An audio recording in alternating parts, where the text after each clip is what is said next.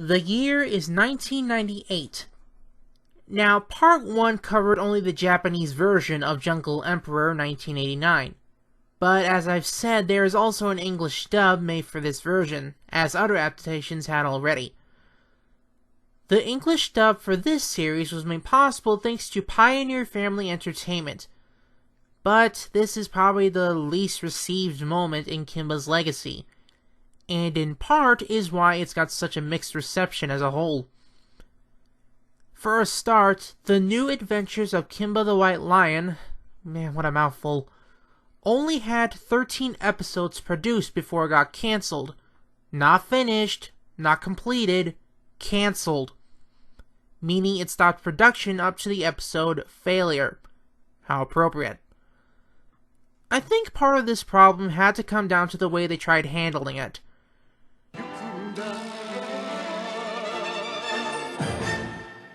My previous video of Jungle Emperor 1989 said many fans criticized this version for being too dark and violent. So, the English dub tried to make it more upbeat, with quite a lot of the gore and violence removed.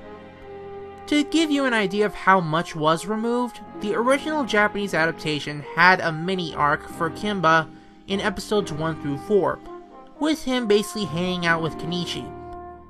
In the English dub, this was completely removed.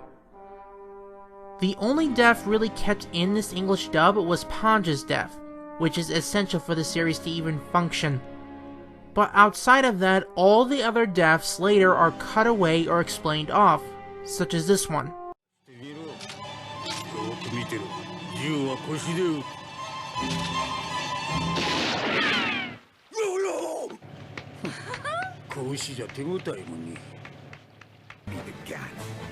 Let's see how high we can make this one jump.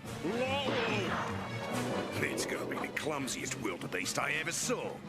Ironically, this got illy received because fans of the original 1989 anime felt this is too far in the wrong direction, and wasn't faithful to the Japanese original at all. Honestly, this is a case of you can't please everyone. And this, accompanied by the censorship, I think is what made production stop.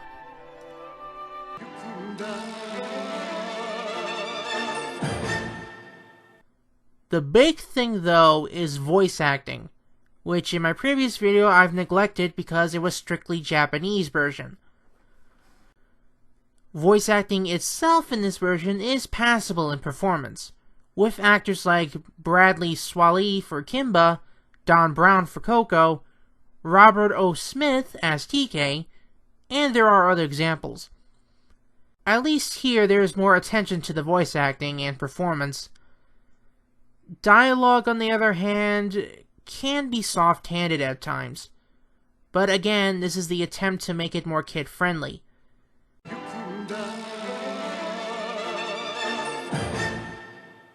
As for the musical score, it's really downplayed. Much of the power it had before no longer applies to this soundtrack, and strangely, it's one that no longer has any powerful trumpets or orchestra to go through. I'm not sure how to describe it. Here's a comparison.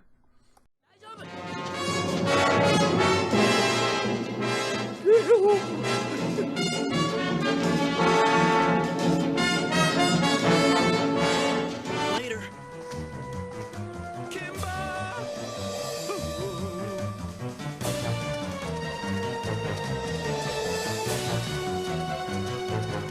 With the soundtrack, they really tried to put in a lot of cartoon sound effects, which simply doesn't work.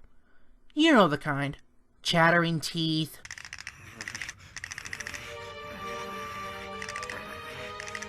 bubble sounds, the whoosh sound effect, sparkling sounds. Amazing. They even included those old car horn noises. For the fun of it. Man, human beings can be so weird. As I said, this just does not work. Not even the 1960s version was this bad. As I kept saying, they wanted this to be made for kids, but come on, this is not for kids' TV. Okay, now I got that out of my system. What do I think of this adaptation? As far as the Japanese original goes, it's actually a very interesting take, giving us a more grounded and intense scenario to Kimba's journey. A lot of thought was put into the characters, which I always enjoy, and the music, backgrounds, and animation is top-notch. But the English dub messes it up. I mean, okay, the voice acting's alright, and I don't mind the name changing, but they're trying way too hard to make this kid-friendly when it clearly isn't, especially with the dialogue and music. So here's my thoughts. If you want to check this out, I suggest watching the Japanese original first, and then weigh in on the English dub afterwards. You'll thank me later.